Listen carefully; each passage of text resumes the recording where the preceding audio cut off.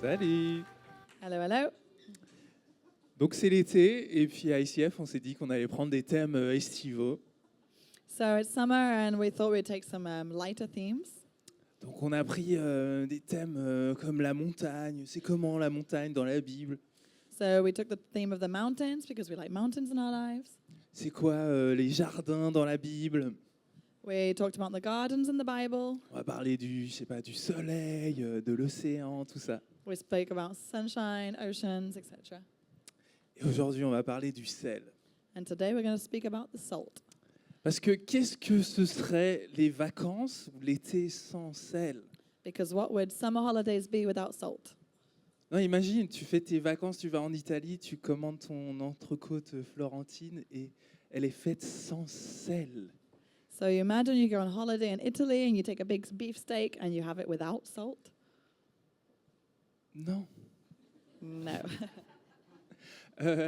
Il y a un équivalent sûrement végétarien, je sais pas, une aubergine.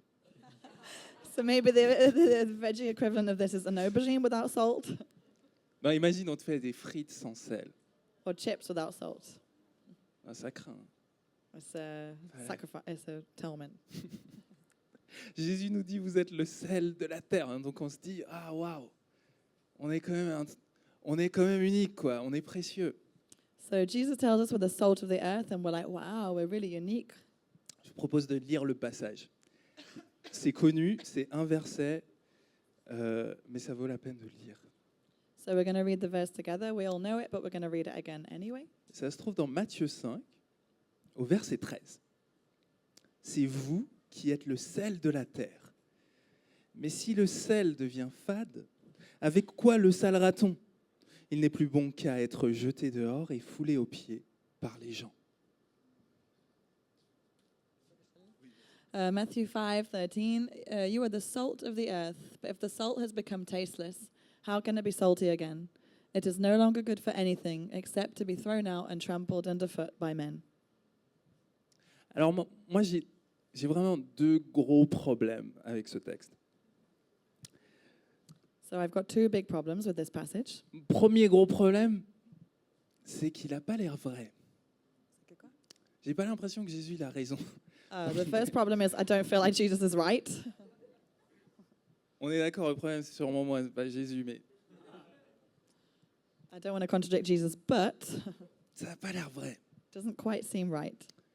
Et deuxième problème, c'est que c'est pas tellement clair. And the second point is it doesn't really seem very clear. Qu'est-ce que ça dit? What is he saying? Donc, c'est pas tellement vrai. Je dis ça parce que si on est honnête, franc, hein, 2 secondes, on aime bien être appelé le sel de la terre. And it doesn't seem right because if we're honest for a moment, we like to be called the salt of the earth. Ah, ça fait du bien à l'ego. Hein. On dit, ah, Jésus qui dit, hey, vous êtes les meilleurs. Ouais, ça fait du bien. Ouais. It's a bit ego caressing. It's kind of saying, Jesus is saying, we're the best, we're the salt of the earth. Yay. Mais est-ce que c'est vrai? But is that right? Moi, dans ma vie de tous les jours, je rencontre toujours des gens qui sont des meilleurs papas que moi, des meilleurs maris que moi, meilleurs citoyens que moi. Is it right? Because I often in my life meet the dads that are better than me, better husbands than me, better citizens than me. Je regarde autour de moi le témoignage chrétien dans le monde. Je ne sais pas si c'est vraiment très clair que nous sommes le sel de la terre. When I look at a lot of Christian examples around me, I'm not exactly sure that we're the best that the world has to offer. Je ne sais pas si vous avez besoin que je vous parle un peu du nom des évangéliques dans les médias. C'est pas hyper positif. I'm not sure that the evangelists that we often see about in the media are exactly positive stories. Et puis si on regarde l'histoire du christianisme, on voit toutes les horreurs qu'on a faites au nom de Jésus. Especially when you look at history and you see some of the things that have happened in the name of Jesus in the past. Tu regardes les croisades et tu dis, le sel de la terre, il était où à ce moment-là? You look at the crusades that happened and you think, where was the salt of the world in those moments? Donc là, tu te dis, franchement, Jésus, est-ce que vraiment on est les meilleurs? And so there you can ask yourself, Jesus, are you sure that we're really the best? Puis ensuite, tu te poses la question, juste, ça veut dire quoi, vous êtes le sel de la terre? So then you ask yourself, what is the question? What is the salt of the earth?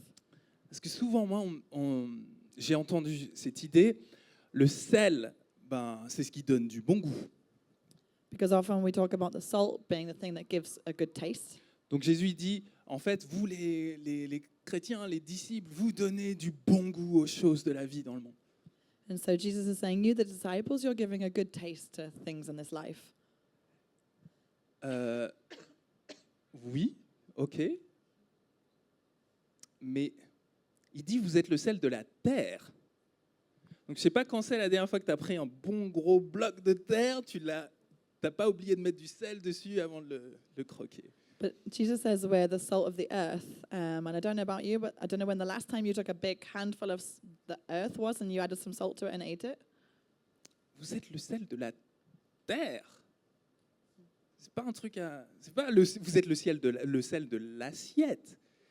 Vous êtes le sel de la terre. So Jesus doesn't say we're the salt of the plate, we're the salt of the earth. Et c'est la même chose pour le truc qu'on entend souvent aussi, le sel à l'époque, ça servait un peu de frigo, quoi, parce qu'on n'avait pas encore inventé le frigo. Du coup, pour conserver les aliments, on les mettait souvent dans du sel. And so often in times before, salt was used as something to preserve food. When there was no fridge, we used salt instead. Et c'est vrai, hein, ils faisaient ça à l'époque. Hein, mais le sel de la terre, ça n'a pas l'air d'être pour préserver la terre. And so the salt of the earth doesn't exactly seem like it's just for preserving. Well, it doesn't seem like it's there to preserve the earth, the soil.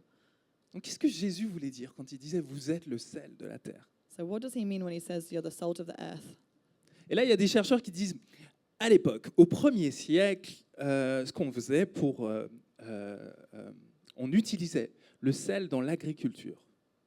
So in the first century, people used salt in farming. On utilisait le sel, en fait, pour... vous avez vu, hein, je ne suis pas très bon dans tout ce qui est agricole, mais on utilisait le sel pour capter un peu plus d'eau dans les terres où il n'y avait pas beaucoup d'eau. So I'm not exactly an expert in farming, but I understand that the salt used to be used to maintain water in the soil. Donc, on utilisait un peu de sel dans le fumier, par exemple, pour permettre à la terre d'être fertilisée. So we used to use salt in the manure that we put on the ground to fertilize. Donc là, ça ressemble déjà un peu plus à ce que Jésus a en tête. Hein. Parce que si on lit dans le verset parallèle en Luc 14, And so this already seems to be a little bit more like what Jesus is trying to explain to us. le sel est une bonne chose, mais si le sel devient fade, avec quoi l'assaisonnera-t-on ? Il n'est bon ni pour la terre, ni pour le fumier. On le jette dehors. So in Luke 14 it says, "Therefore salt is good, but if even salt has become tasteless, with what will it be seasoned? It is useless either for the soil or for the manure pile. It is thrown out. He who has ears to hear, let him hear." Donc là, on se rapproche un peu plus du texte et on se rend compte que Jésus il est en train de dire un peu plus « Vous êtes le fumier de la terre que vous êtes les meilleurs ». So maybe we're getting a bit closer to what Jesus really meant when he says, "You're the manure of the world, not the salt." Mais donc je pense que là, on se rapproche un peu de ce que Jésus a envie de dire. Vous êtes le sel, vous allez vous permettre à la terre de porter du fruit. Ok. So maybe we can understand it a bit better when Jesus is saying, "You're the salt of the earth that allows things to grow." Mais il y a encore un problème. C'est que Jésus, il aime beaucoup la Bible. Beaucoup la Bible. The other problem is that Jesus read the Bible a lot. Et c'est pas comme ça qu'on utilise le sel dans l'Ancien Testament. And in the Old Testament, that's not at all how we used salt. Dans l'Ancien Testament, à chaque fois qu'on l'utilise, non pas à chaque fois, mais la plupart du temps où on utilise le mot sel, surtout en lien avec la terre, c'est pour parler de la condamnation et du jugement. Often in the Old Testament, when we talk about salt of the earth, it's to talk about condemnation and judgment. Hein, vous vous rappelez Sodome et Gomorrhe ? Ce qui se passe, la ville est détruite comme ça par Dieu, et puis la femme de Lot, elle se retourne et elle se transforme en statue de sel. If you remember the story of Sodom and Gomorrah, The town is destroyed, and as Lot's wife turns around to look, she is transformed into a statue of salt. Mais plus que ça, on a en fait continuellement, à chaque fois quand il y a ces versets de jugement ou d'avertissement ou de destruction, on a cette mention du sel qui peut venir encore et encore. And often in the other verses in the Old Testament, when we look at judgment and condemnation, there's a reference to salt. Parce qu'en fait, le sel, c'était aussi utilisé, et là je ne suis pas hyper fort en agriculture, mais là ça me paraît paradoxal, c'était aussi utilisé pour stériliser les champs. And this might seem a bit paradoxical, but the salt was also used to sterilize the fields. C'est-à-dire qu'on utilisait le sel pour détruire les champs, pour que plus rien pousse. So we used to use it as well to destroy the fields so that nothing else would grow. Donc c'était en fait, le sel, c'était aussi une arme de guerre. So it was also a weapon of war. On allait détruire les champs de l'ennemi pour qu'il puisse plus se réapprovisionner en nourriture, et comme ça, on le détruit totalement. So they used to go and put the salt in the fields of their enemies so that they couldn't produce any more food, and that was a weapon of war. Et on voit ça dans le livre des Juges, dans Juges 9, quand ils détruisent la ville de Sichem, ils vont détruire totalement la ville et répandre du sel pour que plus rien ne pousse. We see it in the chapter in Judges when the whole town of Shechem is destroyed because they go and put salt on the fields, and then there's nothing, everything is destroyed. Donc laissez-moi vous lire un dernier verset sur la condamnation, parce que vous adorez ça, je sais. So I'm gonna read one final verse about condemnation and destruction because I know you love it. Psaume 107, verset 33. Il change les fleuves en désert et les sources en terre desséchée, le pays fertile en pays salé, à cause du mal que font ses habitants. Psalm 107, he changes rivers into a wilderness and springs of water into a thirsty ground, a fruitful land into a salt waste, because of the wickedness of those who dwell in it. Vous voyez, en fait, le jugement de Dieu dans la Bible, il vient contre ce peuple en disant « Je vais vous détruire totalement et je vais répandre du sel pour que plus rien ne pousse. » So the judgment of God in the Old Testament comes and says, I will destroy you fully and completely by putting salt. Et en fait, de manière paradoxale, le psaume continue en disant exactement l'inverse.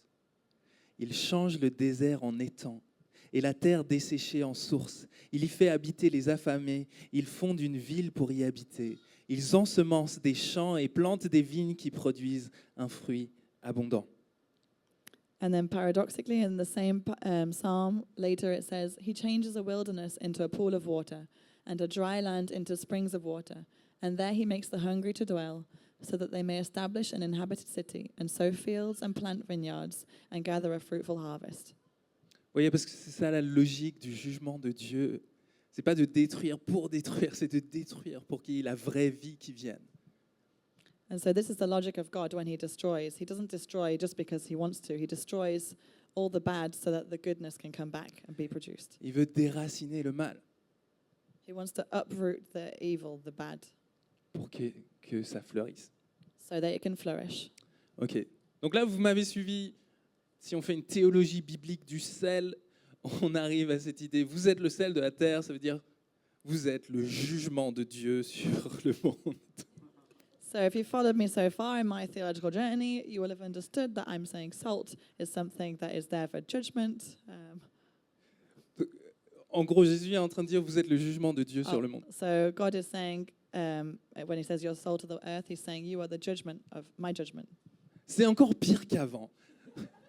C'est encore pire qu'avant. Which is even worse than before. C'est pas juste que Jésus dit vous êtes les meilleurs, c'est vous êtes la condamnation du monde. So now it's even worse. He's not just saying you're the best, he's saying you're the condemnation of the world. Donc, est-ce qu'on a l'impression que Jésus est en train de nous envoyer dans le monde pour dire vous êtes des pécheurs? So maybe we've now got the impression Jesus is saying, go out into the world and tell everyone you're sinners. Mais c'est pas ça que Jésus est en train de faire. But that's not what he's saying. Mais si tu regardes le contexte du sermon sur la montagne, If you look at the context of the Sermon on the Mountain, dans laquelle Jésus est en train de dire cette phrase, vous êtes le sel de la terre. in which Jesus says, "You're the salt of the earth." Il est en train de faire quelque chose de très spécial, Jésus. Il est en train de nous raconter ce que c'est la vie d'un humain qui sait que Dieu est son papa. Jesus is trying to do something really special. He's trying to explain what it means to be someone, a human, who knows that God is their father. Il nous montre comment c'est de vivre dans le royaume de Dieu. He shows us how to live in the kingdom of God. Qu'est-ce que c'est quand tu sais que tu as un Dieu qui est ton Père? What does it mean when you know you've got a God who is your father? Tu sais ce que ça change? Do you know what that changes? Tu n'as plus besoin de t'inquiéter du lendemain. You don't need to worry about tomorrow. Tu n'as plus besoin de prier juste pour que les autres gens te voient. You don't need to just pray so that others will hear you. Tu n'as plus besoin de répondre à l'insulte par la colère. You don't need to respond to an insult with anger. Tu n'as pas besoin de te venger. You don't need to revenge. Tu n'as pas besoin de chercher à t'accomplir, à trouver un statut, à faire en sorte que tu mérites ta place dans le monde. You don't need to work hard to build a status for yourself and have a good reputation, Si tu sais que Dieu, c'est ton Père, because you know that God is your father, que les ressources de Dieu sont à ta disposition. that the resources of God are available to you. Tu n'as plus besoin de te débattre. Tu n'as plus besoin de te débattre. You don't need to fight anymore or debate. Tu as vu que Jésus nous envoie dans le monde comme le jugement du monde, mais il nous dit, Matthieu 7, ne jugez personne. So he sends us out to be the condemnation of the world, but he says, don't judge people. Ne jugez personne.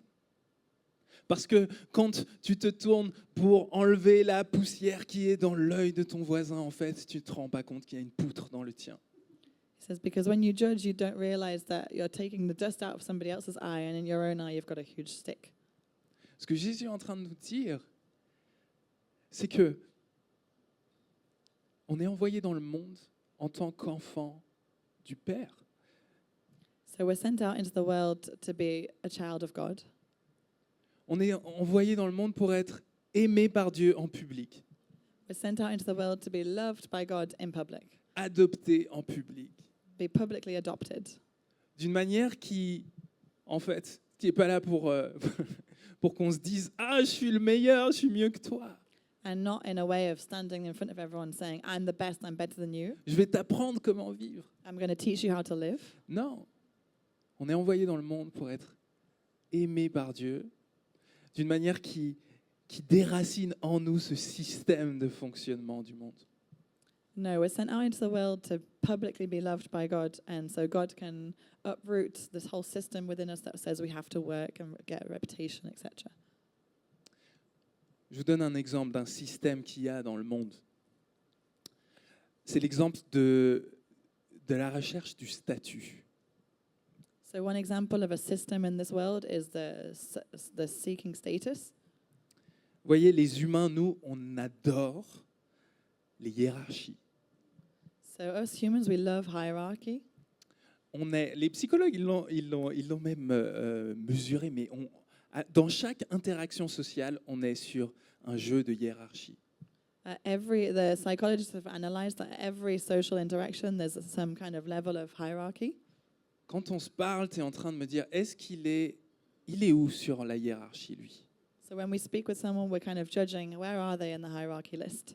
Quand tu es rentré dans cette salle, la manière dont tu t'es assis, la manière dont tu t'es comporté, la manière dont tu as parlé, ça dépendait de comment tu te sentais par rapport à la hiérarchie. However, you came into this room, where you sat, who you spoke to, how you spoke, that's some level of hierarchy. Si tu mets telle chaussure, c'est parce que tu veux être associé à tel groupe. If you put these shoes on, it's because you want to be associated with this group of people. Si tu veux lire tel livre, c'est parce que tu as envie que les gens sachent que tu lis ce livre. If you read this book, it's because you want people to know that you're reading this book. Vous connaissez ça, c'est la recherche du statut. On a envie d'être estimé par les bonnes personnes. We're constantly seeking status and worth against others. Et dans l'humanité, il y a une course pour celui qui va être en haut de la hiérarchie. And the humanity, there's a constant race to be at the top of this hierarchy. On veut toujours être en haut. We always want to be at the top. Je veux jamais être humilié. We never want to be humiliated. Je veux jamais qu'on pense que je suis pas dans le truc. We never want to think that I'm not something. J'ai envie de gagner ma place en haut de la hiérarchie. I want to win my place at the top of the hierarchy. Et je crois que c'est un peu inévitable dans les rapports humains. I think it's a bit inevitable in human relationships, Et en même temps, c'est ce qui nous détruit. but at the same time, it's what destroys us. C'est ce qui fait qu'on est tellement cruel envers certaines personnes. And it's what makes us be cruel to others. C'est ce qui fait qu'on est tellement anxieux. Oh, si j'ai cette promotion ou si je l'ai pas, je suis plus rien. And it's also what makes us anxious. If I don't get this promotion, what am I going to do? Souvent, on s'inquiète pour l'argent, mais l'argent, c'est surtout du statut. Often we worry about money, but money is often associated with status. Qu'est-ce que les gens vont penser de moi? What will people think of me? Et voyez, dans le Sermon sur la montagne, ce que Jésus apporte, c'est ce que ça change si tu sais que tu es un enfant de Dieu. And in the Sermon on the Mount, what comes and changes that Jesus is saying, you're changed because you're a child of God. Et tu vois, quand tu te rends compte que tu es un enfant de Dieu, ça vient désarmer la recherche effrénée du statut. And when you know you're a child of God, it disarms you and takes you out of the system of searching to be the best. C'est pas automatique, mais ça vient petit à petit dans ta vie faire que tu perds cette anxiété de devoir performer et de devoir plaire absolument. It's not an immediate change, but slowly and slowly you can change and stop being anxious about this need to please others and be something special. Imagine ce que ça changerait dans ta vie si cette vérité de tu es un enfant de Dieu descendait au plus profond et venait désarmer la quête effrénée de statut. Imagine what it would be like if really this knowledge that we're the child of God comes deep into our hearts and disarms us and changes us from this worry about status. Donc tu vois, ce qui se passe quand on dit qu'on est le jugement de Dieu dans le monde, So when we say that we're the judgment of God in the world, on n'est pas en train de dire que les chrétiens, ils ont toutes les réponses et que du coup, et ils sont mieux que tout le monde et que du coup, ils sont appelés à dire au monde à quel point il est dans le péché. it's not us coming and saying we're the best that the world has to offer and we're going to come and judge everybody else and tell them how to live. C'est avant tout de venir vivre dans le monde un système qui n'est pas du monde. It's about coming into this world and living in a system that is not a system of this world. Venir être aimé dans le monde d'une manière qui vienne désarmer nos fonctionnements mondains. It's about coming into this world being loved differently and so that we can disarm the systems of this world. Et c'est pour ça qu'il s'agit du jugement, parce que c'est ce qui se passe quand tu viens dans un jeu et tu joues pas en fonction des règles de ce jeu, ben les gens ils vont se retourner contre toi. And often when you're playing a game and you don't go with the rules of the game, people come against you. Si tu viens à la pause café au boulot et que tout le monde est en train de critiquer la collègue, If you go to the lunch break and all your colleagues are criticizing a colleague, et toi tu viens dans cette discussion et tu dis non, on ne devrait pas faire ça, and c'est pas correct. you come into the discussion and you say, no, we shouldn't do that, it's not correct. Comment tu penses qu'ils vont parler de toi quand tu pars de la conversation? How do you think they're going to speak about you once you leave the room? En fait, le jugement du monde, c'est un auto-jugement. C'est une auto-condamnation.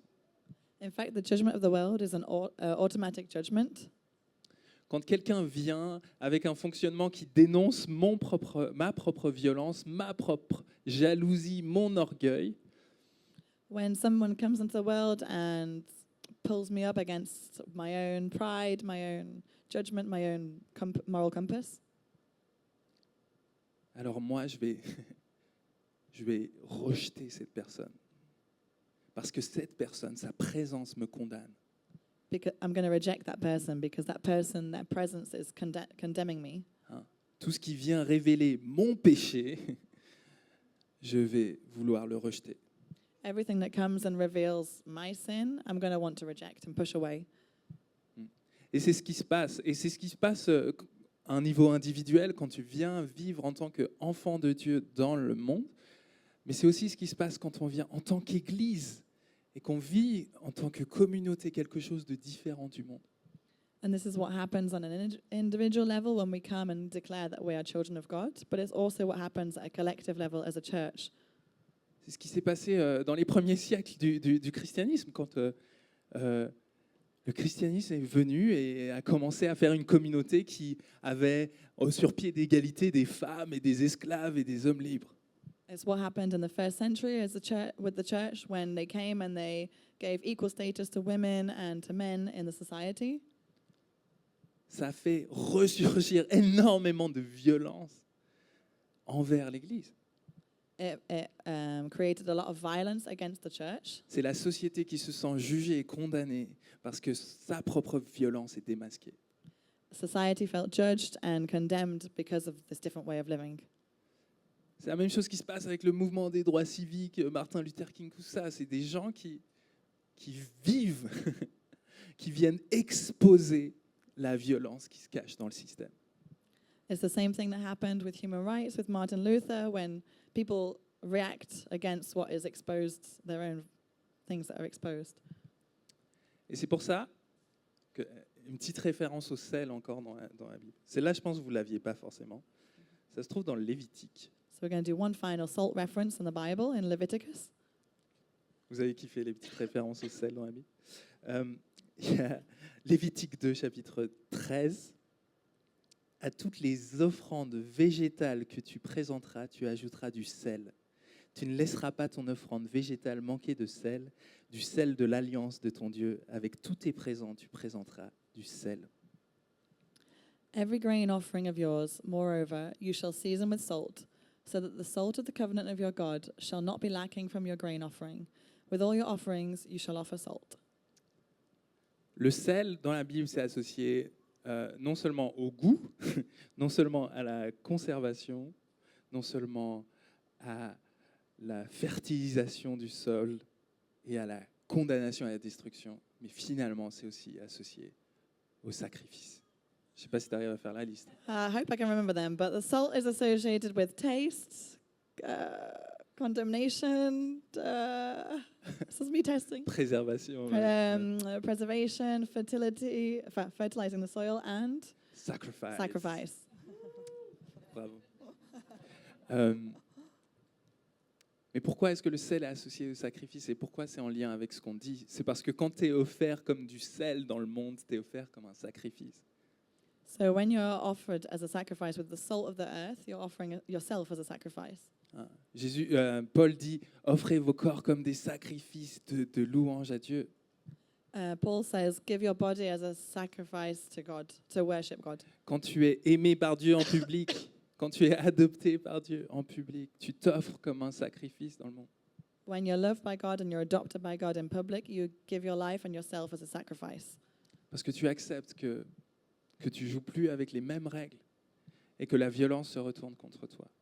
Because you accept that you're not living by the same rules as the rest of society and that you're going to meet persecution and judgment. Et la seule puissance qu'on a pour faire ça, pour vivre ça, c'est pas la nôtre. C'est pas parce qu'on est les meilleurs. And the only way we can live this way is not because of our own efforts. Mais c'est parce que Jésus s'est offert comme sacrifice pour nous. It's because Jesus gave himself as a sacrifice for us. Jésus a abandonné son statut.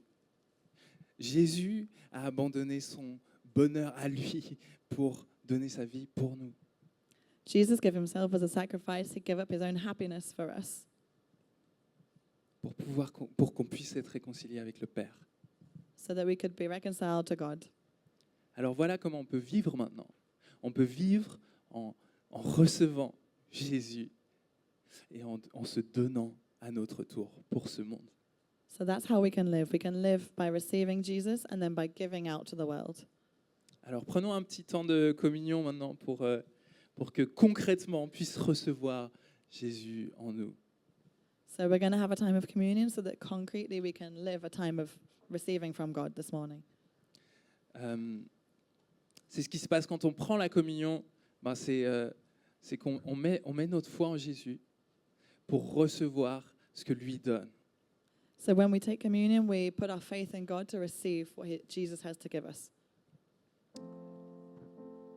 Et Dieu est tellement convaincu que c'est ce dont on a besoin qui nous a donné cette image de la communion. And God is so convinced that this is what we need that He's given us the image of communion. Il est tellement convaincu qu'on a besoin de Jésus qu'il a voulu qu'on prenne encore et encore et encore ce repas-là. He's so convinced that we need Jesus that He's asking us to take again and again and again the communion. Alors des fois, tu arrives le dimanche, tu dis « Encore, je dois prendre la communion ?» So sometimes you might come to church and be like, again, we're doing communion? Et après, tu réalises « Mais attends, Jésus, il a donné son corps pour que je puisse manger. And then you realize that God gave His body so that we could eat. Le gros trou qu'il y a dans mon âme là, il n'y a rien d'autre que ce bout de pain-là qui peut le combler. The hole that I have in my soul is the only thing that can fill it is this bread of God. Attends, il y a Jésus qui a versé son sang pour que mes péchés soient pardonnés. Jesus poured out His blood so that my sins would be forgiven. J'étais en train de m'agiter parce que je me sentais coupable et anxieux. Et en fait, c'est ça, c'est là. I was trying to work harder and harder and harder because I felt so guilty about things that I couldn't do. And actually, it's the blood of God. Il l'a fait pour moi. He did it for me. Le Seigneur Jésus, dans la nuit où il allait être livré, prit du pain et leur dit « Prenez, mangez, ceci est mon corps qui est livré pour vous. Faites ceci en mémoire de moi. » Jesus took the bread, He broke it, and He said, "This is my body. Take it in remembrance of me." Et après le repas, il fait de même avec la coupe. Il dit « Ceci est la coupe de l'alliance en mon sang. Faites ceci en mémoire de moi. » And then He took the blood of the glass of wine, and He said, "This is my body, a reminder of the covenant with you. Drink it and remember me." Seigneur Dieu, on te prie de venir sanctifier ce moment, que ce soit un moment de communion entre toi et entre nous ensemble en tant qu'Église. Jesus, this is a moment, please come and sanctify this moment, a moment to share with you and to share as a church. Donne-nous de participer à ce sacrifice vivant que tu es, Seigneur. We can participate in the sacrifice that you made for us. Pardonne nos péchés, restaure nos âmes, nourris-nous et envoie-nous comme le sel de la terre. Au nom de Jésus. Amen. Forgive us our sins and refresh us again this morning. In your powerful name, amen.